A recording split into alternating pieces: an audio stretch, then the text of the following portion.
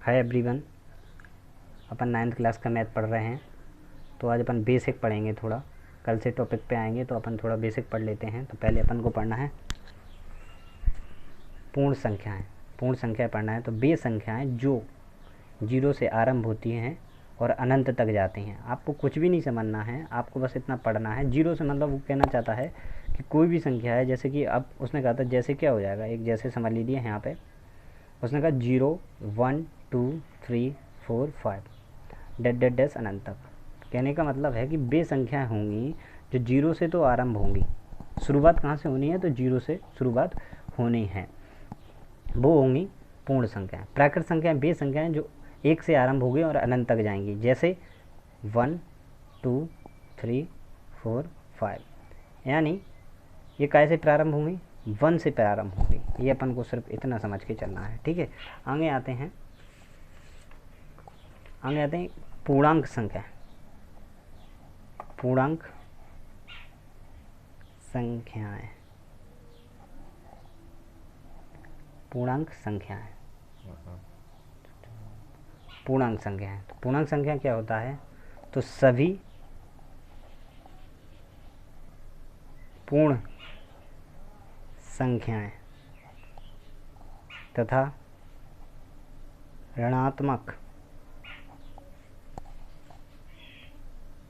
0 के साथ मिलकर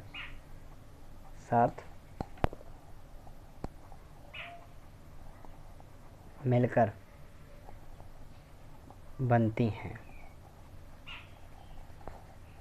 अब ये समझ लीजिए, आपको एग्जाम्पल से अपन को समझना है इस चीज़ को। कैसे? जैसे कोई इंसान है, 0 से तो होनी है।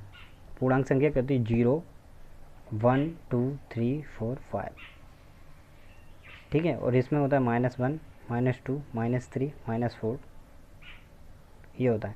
तो यहाँ तक की जो प्लस प्लस वाली संख्या है, ये प्लस प्लस वाली संख्या है, इन्हें धनात्मक पूर्णांक, इन्हें धनात्मक पूर्णांक संख्याएं कहते हैं। और इतनी जो इनको ऋणात्मक पूर्णांक संख्या कहते हैं। आप सभी समझदार हैं, थोड़ी राइटिंग अपनी ख़राब है तो आप सब समझ लेना। अब आपको पढ़ना है अभाज्य संख्याएं।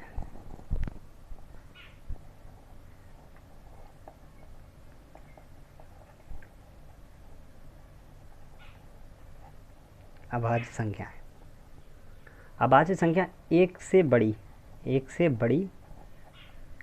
प्राकृतिक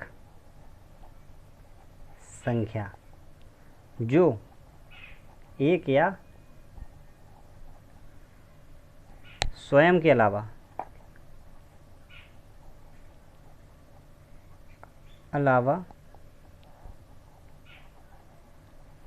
किसी और से